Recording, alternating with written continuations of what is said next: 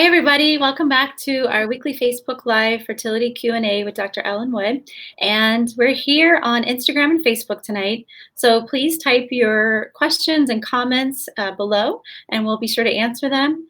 And share this link with your friends if you know of anyone who is struggling with fertility issues. We definitely would like to reach out to them and help tonight. Welcome, Dr. Wood. Hey, so nice to see you guys again this week. All right, I just went live on Facebook, so hopefully you can join me on that venue too, as they just got the camera going the right way this week. So just want to introduce myself. My name is Dr. Ellen Wood, and I'm from IVFMD. My office is in the Cooper City office, and we have been there in Cooper City for 4 years. Prior to that, we were in Pembroke Pines for the previous probably 25 years. And we have been happy to help infertility patients in South Florida for the last 27 years at IVFMD. And so tonight, this is, I think, our 9th Instagram Live, our 8th Instagram Live with Dr. Duro, which is an acupuncturist who we have worked with for many, many years now. And the collaboration between both of our offices has really managed to improve success, I personally believe, and lower stress levels, and just, encompass an complete wellness approach to infertility. So Dr. Duro, there you are. Okay. Did you ask me to join you yet? I didn't get an invite. You didn't get a request for you to join me. So you need to join me. Yes. With your picture on. Yes, I just did the request. There we go. Okay, cool. Okay, so Dr. Duro is going to be joining me on Instagram and live as well. So there we go. All right, so Dr. Duro is from Florida Complete Wellness. She is in the Broward County area. And has a wealth of knowledge as far as acupuncture and fertility. Dr. Duro, introduce yourself on Instagram. Hi there, everyone. I feel like I'm hearing a little bit of an echo, so just want to make sure if you could turn down your laptop, maybe a little bit so that I can hear myself. Okay. Hi, everybody. Okay, we're getting the hang of it. So we're dual streaming right now on Facebook and Instagram. Can everybody hear me okay? I'm good. Yeah, I think we have everything. So I hear myself talking, so I just want to make sure. Okay, I've got everything turned down. So, all right. So I don't see any questions quite yet. So we did receive some questions earlier today. Okay, and they do involve acupuncture as well as fertility treatment. So one of the first questions that we received was, how do you find a good fertility acupuncturist? Okay, again, everything. So we got an echo here. So let's get this all the way down. There's an echo. Let's see. I think it's the top button on your keyboard to the right. I had this down. Is it down yet? Okay. Oh, nope. I'm still here myself. Is it better now? Yeah. Oh, yes, we got it. Yay. Okay. Snafu. That's good. Okay. Okay. All right. Excellent. So again, I'm seeing people join, so that's awesome. And so what I want to do is just, again, since we don't have some questions coming across the feed yet, let's start with some questions that were, done earlier. Are we still hearing an echo? No, we're good. Yeah, I think we're good. Right? Yeah. Yes. All right. So the first question that we have was, how do you find a good fertility acupuncturist? So again, I just know so many that we've worked with. I mean, I have been a huge advocate of acupuncture for, the last 15, 20 years of my career. Even before I moved to Florida, I, was seeing miracles happen when patients had searched out alternative therapies and techniques. And again, 20 years ago when I finished my fellowship, this was not even something that, we even talked about or learned about. And as I went into practice, patients were showing up pregnant for me to do their ultrasounds. And I was telling them I really couldn't help them, with my traditional treatments. And I said, so did you go to another infertility practice? So, how did you get pregnant? Did you go to South America? Did you go to Europe? And the patient would say, oh no, I saw this acupuncturist in North Philadelphia and she did this. I'm like, excuse me? like, okay, exactly. What did she have you do?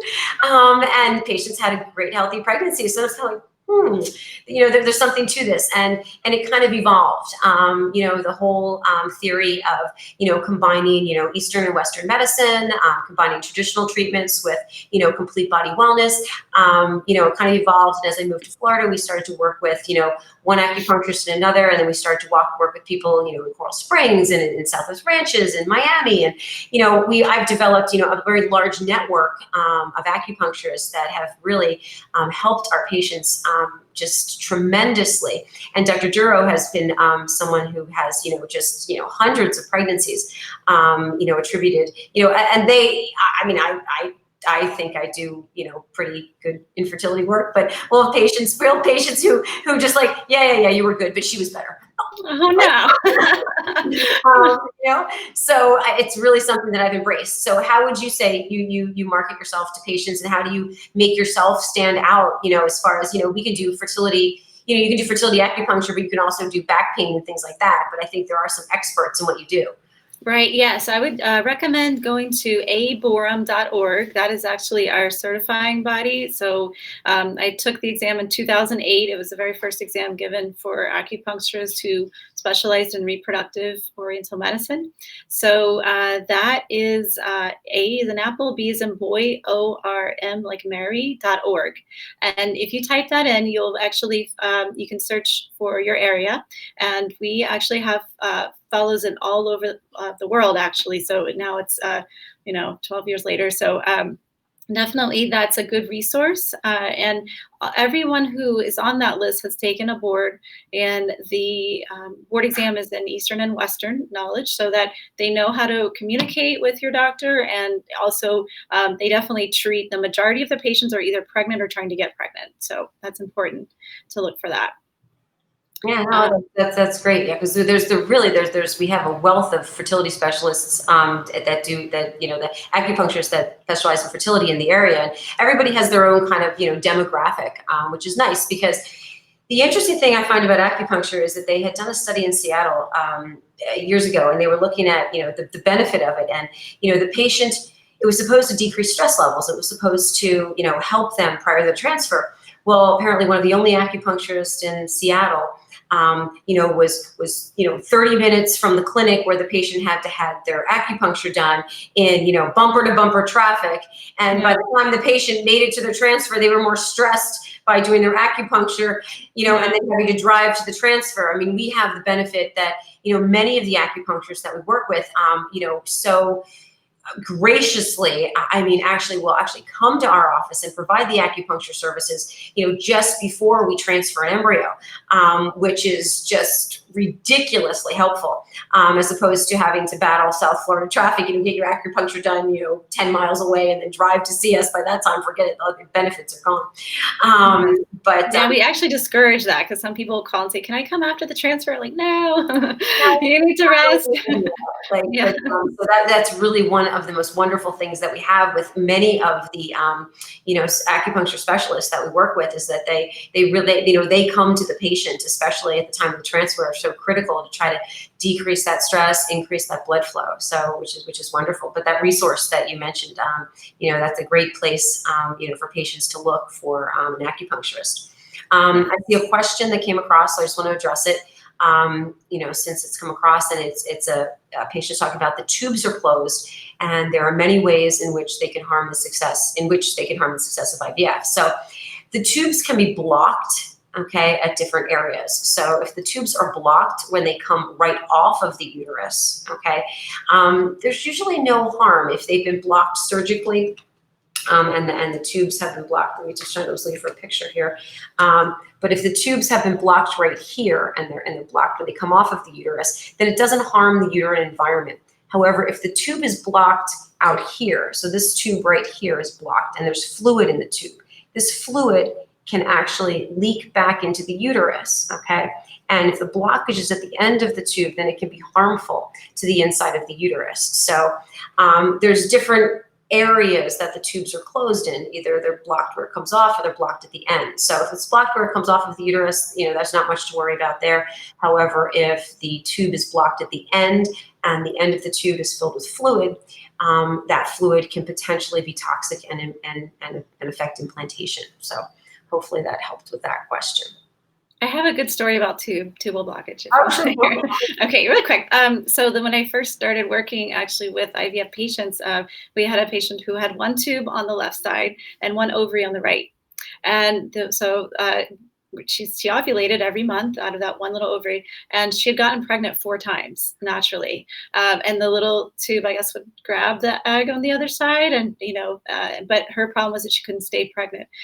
So she also had polycystic ovarian syndrome. She had also APA, the blood clotting issue, and a rod in her spine from scoliosis surgery. So that was my first PCOS patient, actually. So I said, okay, well, we can try to help as much as we can. We worked with her IVF doctor, actually, at the time, was Dr. Cantor, and he was retired. Well, actually, he's no longer with us now, but he was in the Weston area for a long time, and worked with her, and actually incorporated acupuncture into the treatment.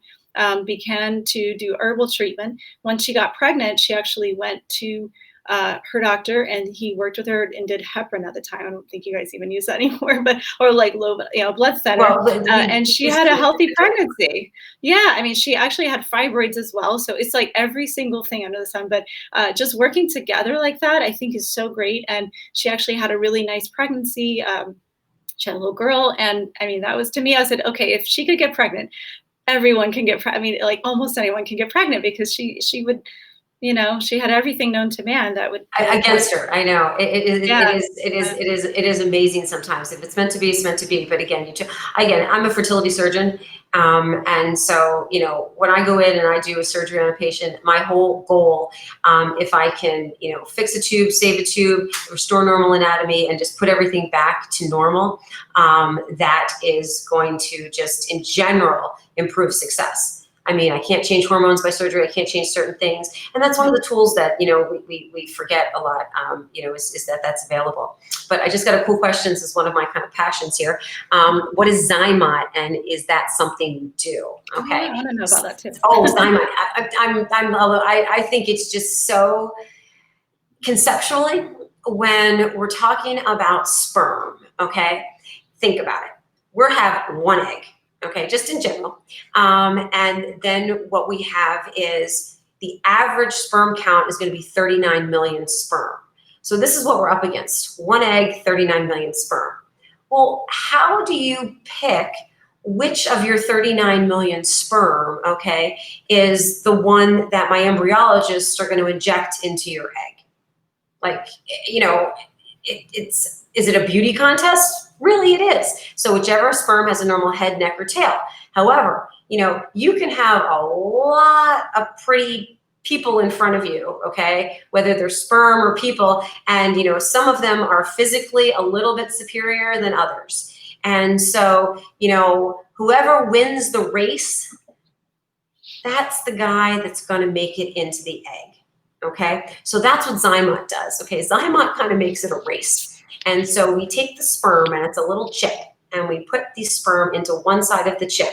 And then basically the healthy sperm have to swim over the bridge, okay, and come out the other side on their own. Previous to using Zymot, we used to just kind of spin the sperm, and what the sperm spinning did was it separated out live from dead sperm. So the dead sperm went to the top of the test tube, and the live sperm went to the bottom. So then we had a pellet of live sperm, and then we picked the prettiest sperm from the live pellet. However, what Zymot does, okay, it picks the strongest sperm, okay? So whoever can make it across the bridge, they are the ones that are going to be injected into the eggs. And we had done an in-house study probably 14 months ago. And we had actually looked at embryos that were created from Zymot sperm and embryos that were created from normally centrifuged sperm, okay? And although the study only involved 20 patients, our early preliminary results, okay, showed that it appeared that embryos that were created from the Zymot sperm had a slightly higher chance of being genetically normal, okay, chromosomally normal. Okay, meaning that, again, they were healthy to transfer. I mean, we didn't do enough patients to say that, yes, there was a statistical significance, but it was a significant amount for us to see that said, we should really do this for everybody. And so we pretty much changed our whole way of sperm prep. It was about last June, I believe, that all of our sperm is prepped with the Zymot chip. In order to try and identify, the stronger sperm. Because again, pretty is pretty, but you can't tell strong, by just looking at a sperm. So, and we really have found that it has improved the, results that we've seen. And we changed, completely to Zymot, and I do think that it's improved the number of chromosomally normal euploid blastocysts that our program has been making, which subsequently will carry over into more healthy babies. Very cool. I wondered what that was too, so I'm glad you talked about it. And on our Facebook page, we're actually live, Facebook Live. I'm posting the topics as well, so if you guys miss something, you can flip through the video. It'll be on our Facebook page as well with the titles. All right. So can you repeat the acupuncture center? I got to think that link. I guess that website. I just posted it. Yes. Oh, you posted it. Okay. Mm-hmm. All right. Super. Yeah. Okay. So, can acupuncture help with success with low AMH? Again, you can, Dr. Duro, you can expound on your experience. I think that anyone with a low AMH value will benefit from improved nutrition and improved blood flow, improved lifestyle choices, okay? Because a low AMH level doesn't mean you don't have any eggs. It just means you don't have as many as the same person of your same age who's next to you, okay? So, AMH is really used in fertility medicine to try to guide us on how much fertility medicine to prescribe you and how worried you should be about your potential to have children. AMH does not say you will or you won't have a baby, but it does identify the person who might have a problem in the future, who probably shouldn't wait, or should consider doing, additional things, improving her life, improving her nutrition, improving her blood flow. It can't make your eggs come back. Okay, but but acupuncture certainly will have a very beneficial effect, because if we improve blood flow to your ovaries, we're going to improve the nutrition that your ovary sees. Okay, it's just intuitive. Same thing with exercise. If you're exercising, you're going to improve the strength of your heart and your muscles. But unfortunately, exercise does not work great at improving blood flow to your ovaries, which is where it can be counterproductive in certain types of exercise. Which is where we recommend acupuncture, because again, that will drive the blood flow back into the ovary. Yeah, people do actually ask a lot about exercise. I know you're a runner, so and it's hard. It's sometimes heartbreaking for somebody to say, "I can't exercise." Oh no. Okay. Well, I think I spoke about this a little bit last week. Again, aerobic exercise. Okay, keeping your heart rate in kind of that green aerobic zone does not seem to drive blood flow away from the ovaries, okay? Unfortunately, high intensity exercise on a chronic basis does, okay? So again, splat points aren't your friend if you're trying to get pregnant, okay? Exercise is a good thing to keep you healthy, to help you maintain body fat, at a normal level. But, to be, in that Orange Theory class and, trying to beat everybody in splat points and get that heart rate into the orange and the red as much as you can is really going to have a negative impact on the blood flow that's going to your ovaries. And if you do it day after day after day, and in many patients, who exercise, this is a habit. This is something that keeps them sane. This is something that keeps, lowers their stress levels. This is something that, is found to be extremely beneficial, from a mental standpoint. So how couldn't it be helpful for my fertility? If you are doing high intensity exercise, okay, this is going to have a negative impact, on your fertility. Regular exercise, just leisurely biking, leisurely swimming, yoga that's not hot. All of that is going to be helpful So we don't say don't exercise, okay, while you're doing this, but don't do the high intensity stuff that is going to have this negative impact potentially on your ovaries, because I've seen it. I have seen the most fit, healthy women show up in their 40s, okay, and I think they've just driven all the blood flow away from their eggs. I mean, and these are these what you consider to be healthy people, but it's just this chronic day after day after day, very high intensity exercise, which make them super fit, has stolen a lot of the blood from their ovaries. And I say, look, you really got to cut back, and you got to go see an acupuncturist.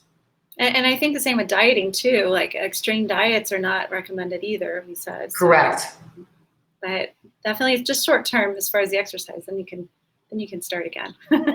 Right. Well, again, I go once we have you 12 weeks pregnant, you can go out and you get things lighter, and then you deliver, get by the baby stroller, and start running again. So I think I just saw why is frozen transfer preferred? That's a very complex question as far as frozen transfer is concerned. Frozen transfer in general will almost eliminate the chances of ovarian hyperstimulation syndrome in patients who stimulate very, very well, okay, which is one of the reasons why we love it.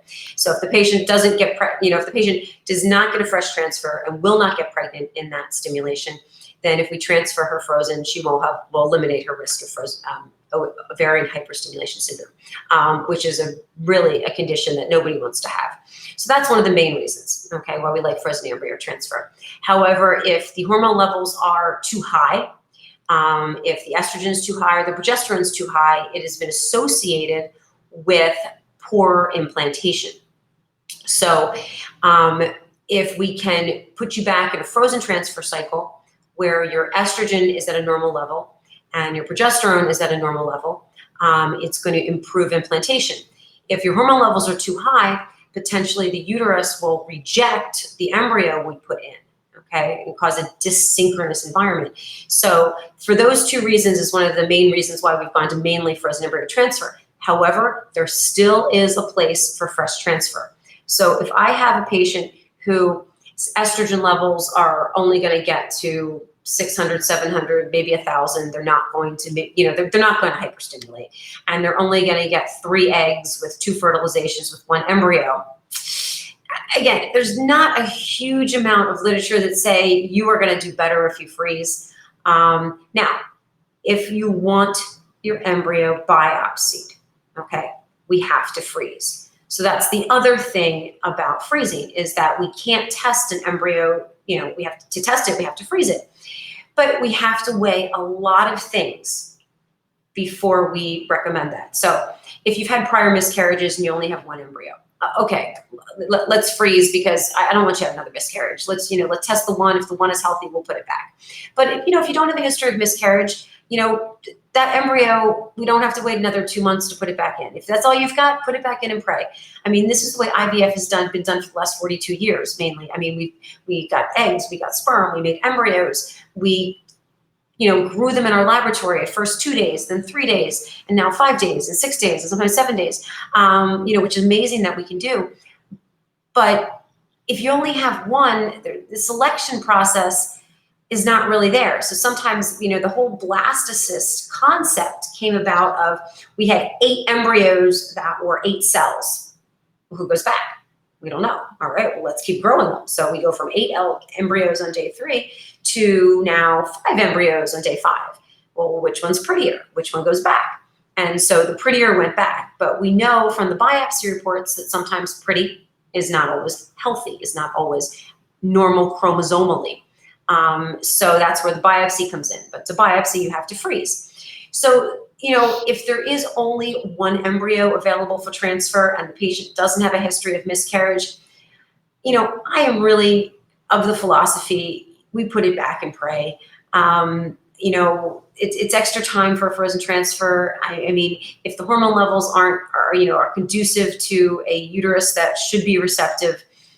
So we really like to individualize our care. So I can't just say across the board, everyone's frozen. or everyone's biopsied. I mean, that's just the way I practice medicine. There are some clinics that say, everybody does it this way, everybody does that way, and nobody gets a choice. But in my opinion, I do think that I have to individualize my care based on history, based on hormone levels, and based on age. Because it's not like, we didn't really go for this frozen embryo transfer thing until they go crazy about it until 2 or 3 years ago. The first 38 years of IVF were, fresh and prey. And we made lots and thousands and thousands and thousands of babies. So, it's not like it didn't work. But there are certain indications where we do think frozen works a little better. Yeah, I think, and thank goodness you guys are individualized and you incorporate so many different integrative treatments, and you really do what's best for the patient, which not every place does. So, that's something that we really like. And I think too, you look at the lining so much as well, and who's gonna, think about, oh, okay, I need to do this particular, sort of test to see if the lining's in the right place at the particular time that you're doing the transfer. And, so there's just so much timing and so many details that it really is an art, I think. Yeah, again, it's not a one size fits all. So yeah. I saw a question come across. So I consider 10.1 natural killer cells. When I look at the immune system and when I look at immunologic labs, okay, I don't draw them on everybody. Okay, I look at the patient's individualized history. And so if you have a natural killer cell assay test that is, again, 0.1 above normal, and you've had 3 miscarriages, or you've had 2 miscarriages, or you have an implantation failure, or your history suggests that you should have been pregnant already, like, why aren't you pregnant? Which is why we would normally draw the natural killer cell test, okay? I'm going to consider that 0.1 as something significant, and I'm going to treat you for that. Because the thing you have to remember about the immune system, it is that it is extremely dynamic. I mean, you can have a really strong immune system before you get pregnant, and then once we get you pregnant and you're 8 weeks pregnant, your body's immune system gives up. It goes back to normal. So having a super strong immune system is not like a lifelong thing. We have an enormous amount of patients that have had, one successful pregnancy, and they would say, well, doctor, how did I have my first baby? How did I have my second baby? Why do I have this problem now? And I'm like, your body changed, okay? But your body changes, sometimes for the good, sometimes for the bad. So we've had patients we've treated them for immune issues in their first pregnancy, and then they get pregnant on their own, second one, and they're like, do I still have the immune issues? And I'm like, let's test you. Guess not. You got pregnant without us. So that's the thing about the immune system, which makes it very, very difficult to do studies. And that's why a lot of fertility specialists, aren't fans of even considering the immune system as, an issue, because we do not have, and again, I openly admit this, we do not have, the prospective randomized trial, because how do you do that when people are changing constantly? So you take 100 patients and they have, immune problems, and another 100 patients have immune problems, say, hey, you guys, I'm going to treat you, but I'm not going to treat you, and let's see what happens. I mean, you can't do that. So you have to actually look at the patient's individual history. Have they had miscarriages? Have they had long-standing infertility? Do they have unexplained infertility? I mean, there's an enormous amount of factors you have to look into. So I don't particularly look at the number and the natural killer cell, but even if it's 0.1 above normal, I will consider that significant if the history goes along with it. All right. And these are mainly women that don't get sick that much, right? That's anecdotal. That's really anecdotal. But it does seem to they're like, I never get sick. Yeah. I'm like, well, your body's fighting viruses, bacteria, and embryos, and maybe sperm. Yeah. All right. So here I got, can weight play an impact on failed implantation due to weight? Okay. So there's weight. Weight is just a number. Okay. So there is so much more that goes into just the number on the scale, okay? So we like to dig into weight as just not like, you're this tall and you weigh this much. What we really like to look at is body fat, okay? And what that extra fat means as far as your internal inflammatory factors that are going on, okay? So patients can lose weight, but they're not losing fat, they're losing fat, and they're losing muscle. So you can drop your weight, 10 pounds, 20 pounds, 30 pounds on the scale, but your body fat percentage has stayed the same. So we're at the same place. I mean, you can be even a thin person and have too much body fat that's causing extra inflammation in your tissues that is causing your body to be hostile to implantation for pregnancy. So you can't really just look at a number on a scale. You have to start with body fat, and then you have to look at inflammatory markers, okay, which is one of the things that we do. We do a body inflammatory panel, which looks at things like cardiac reactive protein. We look at glutathione. Our nutritionist, Dr. Martinegro, she specifically has an inflammatory panel that she looks at in patients, especially patients who've had implantation failure, to see if she can optimize and lower kind of just the generalized inflammation. And acupuncture plays into this, nutrition plays into this, body fat plays into this. There's an enormous amount of things that play into inflammation in your body, just as opposed to what the number is on the scale. So we do like to look at that and optimize it. And also, we also recommend looking at the gut. And I know that, Dr. Montenegro she talks with them about right. And again, probiotics. Again, the balance between bad bacteria and good bacteria is just, it blows you away that all these bacteria have to kind of live in symbiosis in order to make your body a happy place for, just you to be healthy, but then for your embryo to make a home. So, we've added probiotics to our frozen embryo transfer cycles, again, trying to optimize the microbiome in the vagina, which should subsequently optimize what's going on in the uterus, because that has been shown to have inflammatory characteristics as well. So again, nutrition, blood flow, body mass optimization, that can all lower inflammatory markers. Insulin levels, you have to look at those. Because insulin, in any of our patients who do run physician's polycystic ovaries, who possibly have elevated insulin levels, insulin is like sandpaper to the inside of your blood vessels, okay?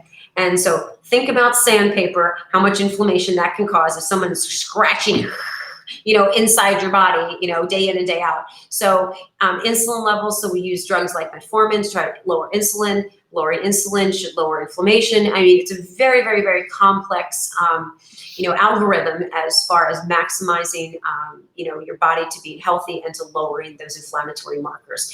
But again, naturally, blood flow, nutrition, body fat optimization is all how we can lower the cardiac reactive protein and things like that. But it doesn't come overnight. I mean, this is a 3-month, sometimes 6-month process. So if you have embryos that are, chromosomally normal, okay, take that time to optimize your body before you put them back. I mean, most people are like, I got a normal, but they're in a rush. Let's get pregnant already. But if you do have problems with inflammation, you definitely should consider,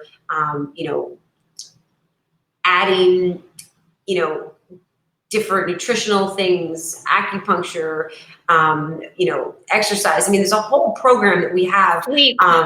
Sleep. Yes, absolutely. I mean, it's just circadian rhythms are so huge. It's if you make your body healthy, your embryo will want to live there. That's a good analogy. I like that. I'm just, Dr. Rosef is one of our physicians, and he had this wonderful analogy about the soil and plants. I was like, I love that. I mean, it was, how can you grow a plant in crappy soil?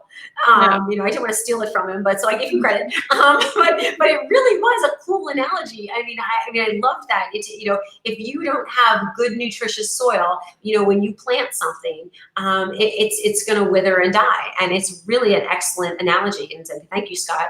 I stole that one from you. It's the same thing. The same thing for body optimization and health. Yeah. Definitely. Let's see, I got another question here. So if we have male factor issues with sperm count quality, husband drinks a beer or 2 almost daily, urologist hasn't stressed stopping.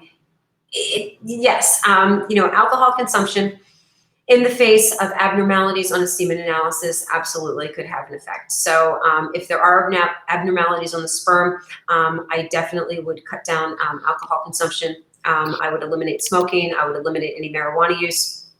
If the husband has a completely normal semen analysis, it's really hard to justify that, even though there is some evidence that substances like tobacco, substances like marijuana, and even alcohol can affect the DNA in the sperm, even though the guy has plenty of sperm, and it can lead to miscarriage in the patient. But if there are any abnormalities on the semen analysis, I think that the gentleman should really investigate his habits and should, for a minimum of 3 months, 90 days, cut back on those things and then repeat a semen analysis, and also vitamins. I mean, there's a huge amount of literature that vitamins can improve sperm parameters as well. But, I would, if there was an issue, I would encourage your husband to stop alcohol consumption. You agree, Dr. Duro? Yeah, we've seen differences for sure. And we've had patients who brought their spouse for acupuncture, so they treated together, and they were heavy drinkers and smokers at the same time. And, and we just needled the crap out of their ears constantly. There's actually a NADA protocol. It's a detoxification protocol that they use for people with substance abuse. And we actually use this during our treatments. And it's a 5-needle protocol in the ears. And it does help. We treat patients usually a few times a week. And it helps out with the cravings and also the mental aspect of coping and stress. So, so what happened is, they actually were preparing for IVF and got better quality egg and sperm, because both actually quit completely drinking. And I think it made a difference. I mean, they had a healthy pregnancy, she did. And I think you definitely counsel a lot of women about smoking for sure, because I've had some patients actually. I've got I have a little bit of a smoking soapbox, so. They're like, okay, she said I had to stop now, and it's important. I think, to really stress that you need time for your tissue to heal after that. I just saw a patient, Numai. Oh my gosh, she's got like 8-year-old twins, I think. It came across the Facebook. Oh my gosh. Facebook too, I just saw it pop up. Yeah, no, I just saw it on Facebook. Yes, oh my gosh. So it's a boy to girl twins. I just knew mine. Last time I saw her was a Mother's Day party ago. Oh, I remember her. I remember actually her stimulation in my head. I remember exactly how many eggs she got and everything. But I think her kids have to be pretty big. That's so cool. All right, another question here. Does everyone doing IVF need to take birth control the month prior to stimulation? Well, birth control, in most patients, it doesn't have a negative impact on their stimulation. Sometimes if you do take it for too long, it can overly suppress the ovaries. So, for taking it for 3 or 4 months, usually is not really recommended. But some of our patients have been stuck on it because they've been postponing because of the pandemic. But in general, we don't like to keep patients on birth control for, more than a month or 2 at the max.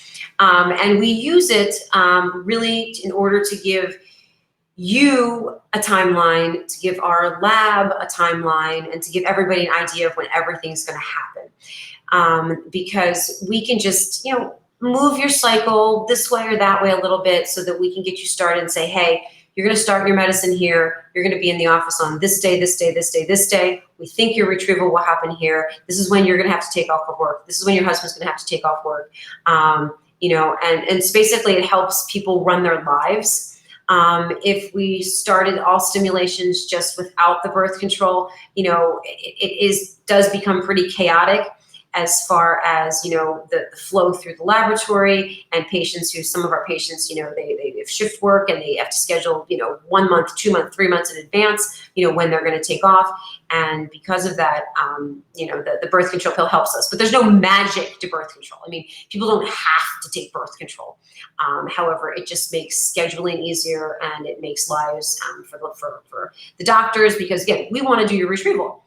So that's one thing about our practice that is very unique, is that even though we're a very large practice and we have multiple physicians in each of our offices, we try to individualize our care. So each of your physicians wants to be there for you. They know your case. Every doctor in our practice is fully qualified to do an egg retrieval, but we know your case. So when you have, a different doctor show up, yes, she could easily do your case, or he could easily do your case, without a problem. But, you never saw that person before. And it's just, it's in my opinion, it's added stress. Okay. That's what we're trying to avoid. The whole process in itself is scary. So then to have someone you don't know show up, that's even scarier. So at least if you see a familiar face, show up, it's like, yeah, okay, at least I know that's my doctor. Because the nurses may be different the day of the retrieval and things like that. So, and all of our physicians, try to do that. Within reason. But, and so that's what birth control pill does for us. It gives us, allows us to kind of schedule your time, our time, and to optimize everything for everyone. But it's not an absolute necessity. So if someone can't take birth control or doesn't do well on them, we've got multiple alternatives to birth control that we can use as well. So again, it's not an absolute. Let's see. What do you tell patients who are on Depo-Provera? Do they stop in advance? Okay, so Depo-Provera is a very interesting drug because it is really it's an injection that is used for birth control. And usually it lasts for 3 months. Okay, so you get the injection and you're protected against pregnancy for 3 months. But there are some patients where it can last longer. I've seen patients who have suffered from the effects of the Depo-Provera for up to 9 months. It's taken for their ovary to kind of wake back up again. So if a patient is on Depo, we recommend they obviously stop, and we would just have to wait for your natural cycle to return before we could initiate fertility treatment, if we needed it. But it's a minimum, that 3 months has to get out of your body. But sometimes it does linger on. It's not like the birth control pill where you stop it, the hormones are out of your body in 2 days. So Depo gets a little tricky. And if your periods don't come back regularly, we can monitor hormone levels in order to gauge how, the ovaries are waking up and see if the Depo is like leaving your body. But Depo is a tricky one to play with fertility afterwards. Yeah. These are good questions. And if you guys could post also on our Facebook page. If you're on Facebook, you can type in your questions for us as well. So thank you. Okay, I think we had 2 more questions that were submitted earlier. Let me just take We do have one here about, do you recommend endometrial scratching before embryo transfer? Scratching is also a very controversial type of treatment. So scratching basically involves doing a biopsy, okay, or taking some tissue out of the uterus approximately 4 weeks before we're actually going to transfer the embryo. And the idea of scratching is to induce actually kind of an inflammatory reaction and have the uterus kind of start to heal itself. And you have all that healing going on in the uterus, okay, in that month before you transfer the embryo. And those healing factors in the immune system are supposed to make the embryo more, the uterus more receptive to the embryo. So where this all came from was 10 years ago, I think San Diego, maybe 8 years ago, there was a study done looking at IVF failures. And so what they had done was the patients put embryos in, no biopsy, no testing or anything, just put embryos in, failed. And then before they did their frozen embryo transfer, because if they had extra embryos, the patients who had failed, because obviously the patients who were successful, they didn't need it. The patients who had failed, they did a biopsy in the month before, or scratch, it was called, in the month before to try to induce this healing reaction. And they had a significantly higher implantation rate than the patients that had failed and weren't scratched. So this is when scratching became all the rage. It's like there must be something that we're doing to improve success. There was actually even an IUI study that was done that the patient was, I believe, scratched in the cycle that she did the IUI, and it seemed to improve IUI success. But if the patient was scratched in the month before she had the IUI, it didn't help. That's my recollection. So there is something that scratching kind of seems to do to make the uterus more receptive. So We are kind of doing it again on a case-by-case basis. It's not like everyone gets a scratch. If I do have a case who did not have a biopsy, because we do biopsy to look for inflammatory conditions in the uterus, and that counts as a scratch. But if I do have a patient who failed and did not get that biopsy because it was done a month or 2 or 3 before, I will consider scratching them just to try to improve implantation. But I'm not in love with the scratch because it does kind of hurt a little bit. But in some patients, I do think that there is a benefit to it. But it's really, again, case by case. We have to look at your case and say, hey, this failed. What else could we do in a subsequent attempt? And if we hadn't, done a biopsy in this month before, hey, let's add that. What the heck? I don't think it's harmful. Let's go there again. I don't think there's a really negative impact on it on your treatment cycle. Oh, along the same vein, it's someone's asking if the endometrial scratch helps with chronic endometritis. No, the scratch is what we use to diagnose chronic endometritis. Okay, so that's if we see chronic endometritis on the biopsy, then we'll treat with antibiotics to try, because what we feel chronic endometritis comes from is bacteria. Whatever type of bacteria is living in the vagina, crawling up into the uterus, making its home. We think that's causing the endometritis, itis meaning inflammation, endometrium meaning lining of the uterus, so it's causing chronic inflammation inside the uterus. So we use antibiotics, and then we diagnose it with a scratch or biopsy, and then we'll do a test of cure to make sure that the antibiotics got rid of it, after we've completed that course of antibiotics. So is PRP good?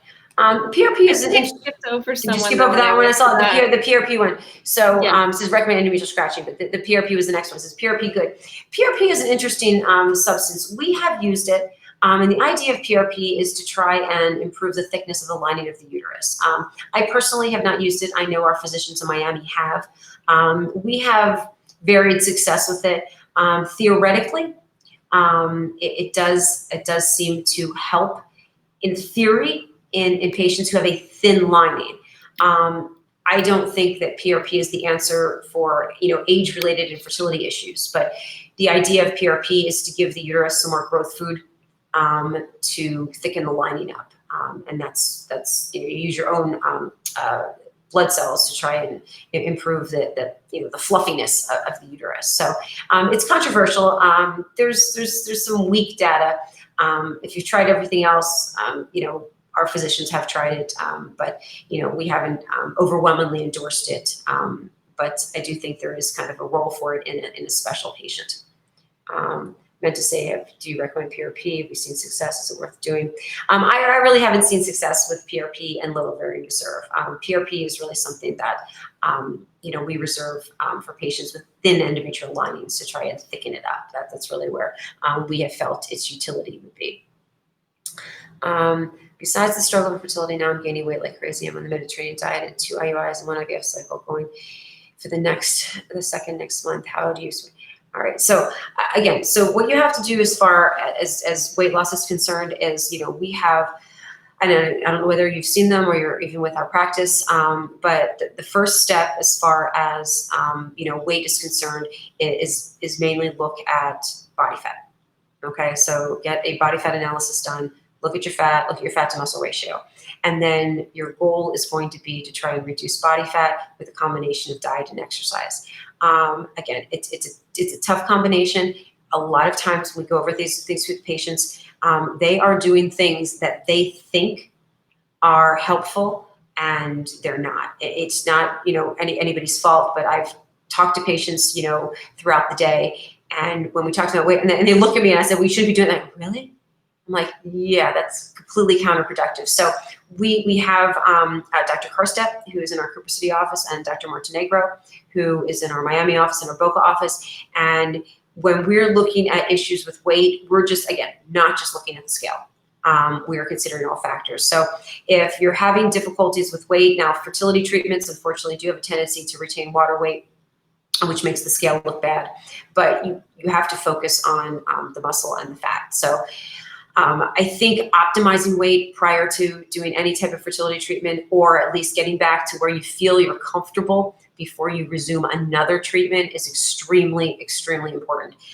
Just don't jump right into another treatment cycle, but to have a consultation, with one of our nutrition specialists is really, really helpful. I mean, the amount of pictures that Dr. Montenegro has in her office that are basically her babies, I mean, like, her advice and the patients following it has just, these women have just conceived even without the physician's help. So it's there's no replacement for just a consultation with them, and they do follow-ups constantly as far as accountability is concerned. So it's really beneficial, especially if you feel you're struggling to lose weight, to really get that plan on board. Yeah, and I think it helps also with pregnancy, right? Because you want to make sure that your weight is good during pregnancy, so it's less complications, and also when you deliver too. And now they're finding out all kinds of things that are happening with the baby. Also, if the mom is overweight, there's effects for the baby too. So I just think. Oh yeah, again, having mom be healthy before she gets pregnant is just unbelievable. We just have this unique ability as fertility specialists because we see you before you get pregnant. Okay, like most people just go and get pregnant, and then they show up and they're unhealthy and they're overweight. And you're like, I'm pregnant, and the OB's like, all right, we'll deal with it. And they have to deal with the diabetes, the pregnancy. They have to deal with the high blood pressure in pregnancy. I mean, if we had really thought of this before we actually conceived, the whole pregnancy would be, so much healthier. The baby would come out healthier. I mean, it's just, the studies that they have done in women who were unhealthy during pregnancy and how it can have lasting impacts on their offspring. There's an enormous amount of them. However, I mean, most people really don't plan pregnancies. I mean, my population and your population, Dr. Duro, we're talking about the exceptions. Most people, don't need our help, which is great. But the people that do, we have this unique ability, to test you for disease before, so you don't have that risk. Your baby's going to have cystic fibrosis, or your baby's going to have spinal muscular atrophy, because if you knew you had it and your husband had it, we can test your embryos and make sure your baby's not sick. But, people are born with babies with sickle cell. And if they had known they had that risk, they may have chosen alternative, ways to conceive. So this preconception counseling, I think, just for the mom's health, for the baby's health, I can't say enough about it. I have a question here. Do you recommend IUI for a patient who's 45? Lots of factors go into that. Okay, so hormone levels in a patient who's 45 are of the utmost importance, because if you're 45 and you've never tried to conceive before and you're looking for donor sperm, okay, you are in a completely different category than the 45-year-old that shows up that's been trying for 10 years. Okay, completely different, because there are fertile 45-year-olds out there. Usually they don't seek out the fertility specialist. Okay, the 45-year-old that seeks out the fertility specialist is someone who has not been able to conceive for the last 10 years. So you have to look at hormone levels, history, an enormous amount of factors to say whether even fertility treatment is appropriate in that age category. Dr. Dura, do you see many patients in their 40s? Yes, for sure. Yeah, and that's another thing is sometimes you can be on birth control for a really long time, and then you don't really realize that you had an issue. Which is one of the issues I have with birth control, being seeing patients who are like, oh, I wish that I had done this workup before. I wish I had known about this problem, but I was just put on birth control for 20 years or 15. We've had a patient on it for 30 years and just got up and decided to get pregnant, and then realized, oh wait, there's issues here. So I don't know. I just feel like you need to give your body a break a little bit. If you've been on birth control continuously, why were you on it in the first place? Maybe figure that out and take a pause and really get to the bottom of what's going on. And then if that works for you and you want to continue it, then great. But at least know why you're taking it, because I find a lot of our patients have no idea why they were ever put on it. So, well, my assumption is always that most people are using it for contraception. Well, I mean, I guess originally, like with our patients who maybe had heavy cycles or in their teens with PCOS or irregular cycles or that sort of thing, and then continued it basically for that reason and contraceptive wise too. But I think it's important to figure it out, and then you can save yourself sometimes years just in getting the testing you need and that sort of thing. But if it's already if you're in your 40s and we're working with you, we definitely really emphasize an integrative approach of really turning over every stone you can so that we don't lose time and we can help you conceive as well. So. Right. So yeah, again, women in the 40s are very, very, very, very difficult, because history is so important. So I have had patients who have been 44 and 45 that we've done insemination on who have conceived. The unfortunate reality is that the majority of those patients have miscarried. So it's not that we can't get pregnant. I do have personal friends who have conceived at 44 and 45 without our help. Okay, they don't come to the office. They just like, oops, I'm pregnant. And you're like, wow. So it does happen. And we're certainly not saying that 44 and 45-year-olds can't conceive. It's just we have limits to what fertility treatments can do to help them.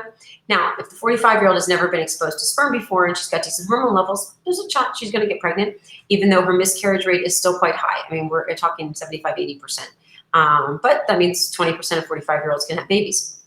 But it's not an ideal age to use your own eggs. Like IVF success in 45-year-olds, okay, is 1.5%. Like that's it. Cornell did a study in 2014 looking at women who are 43, 44, 45, and they did 77 cycles with 45-year-old women, IVF, okay, and one had a baby. Okay, so it's not like nobody has babies, but they had to do 77 patients, okay, taken through egg retrieval, whatever, how much it costs for IVF in New York, and one had a baby. So the chances are very low. But, when you look at it on a relative basis, your chances of, having a baby at 45, if your hormone levels are okay, are still kind of better than winning the lottery. So, I mean, 1 in 77, I mean, I might buy a lottery ticket. But, you have to take lots of things into consideration, cost, emotion, time, things like that. The majority of our patients in their 40s really actually will use eggs from an egg donor. A woman who is in their 20s who's donated her eggs, their eggs have been frozen. And, we put those 22-year-old eggs into the 45, 46-year-old women, and they have an 80% of getting pregnant, 80% chance of getting pregnant, and a 65% chance of having a baby. So that is very rewarding for us. So we help lots of ladies. I mean, our practice will treat patients with donor eggs in their 40s up to 48 and a half once we initiate treatment, because we really want them to deliver before they're 50. But that's very rewarding, and that's very helpful. Again, we're not incredibly successful with just IUI if the patient has a long history of infertility. And again, the reality is that in vitro, I think, again, 1 in 77, I think, comes out at 1.3% success. So not impossible, but certainly not something that we're enthusiastic about doing. It's unfortunate that we can't change people's birthdays. I wish we could. Yeah, we do see a decline after 43. That's what I noticed. Yeah. Which donor banks do we work with? Well, currently, we're trying to, we have our own frozen egg banks. We work with Fairfax Egg Bank. We work with My Egg Bank in Atlanta, and we work with World Egg Bank. They're kind of the 3 banks that we work with the majority of the time. And about a year ago or so, our embryologist had looked at our data on how we do with each of those banks' eggs. As far as pregnancy success, and there was not one bank that was significantly superior. We had, excellent success with all of those 3 banks, and those were all great. And then again, we do have our own frozen eggs in house. So they're the 3 we use. There's others out there, but they're the ones we mainly use, and we have great success with all 3. And then last question, do you have a urologist in Miami for male fertility? And oh my God, I should answer that before we're done. Yes, we have the most excellent urologist for male fertility in South Florida. His name is Ranjith Radsammy. He's at University of Miami. And if your husband is having any issues with male fertility, Ramasamy is his last name, and he is absolutely the only guy to go to in town. I mean, he is the most amazing, best fellowship trained male fertility specialist, and we are lucky to have him in Florida. That's where you should go for that. And how much is the purchase of actual eggs? Average, they sell them in half dozens, 6 eggs, 15,000 average price. Okay. All right, I got 40 seconds remaining, so I'm going to say my goodbyes so I don't lose my my Instagram. So thank you everyone for attending tonight. Great questions again. I can't stop talking all the time. And thank you for Dr. Duro for setting up the combined Facebook Live. This has been wonderful again this evening. And great, everyone could ask questions and keep me talking. Thank you guys so much. We really appreciate it. I'm glad. Please comment below if you need to get your question in for next week. We'll see you soon. Yeah, good night. Have a great night, everybody. And bye on Facebook as well. Good night, everyone. Okay, all right.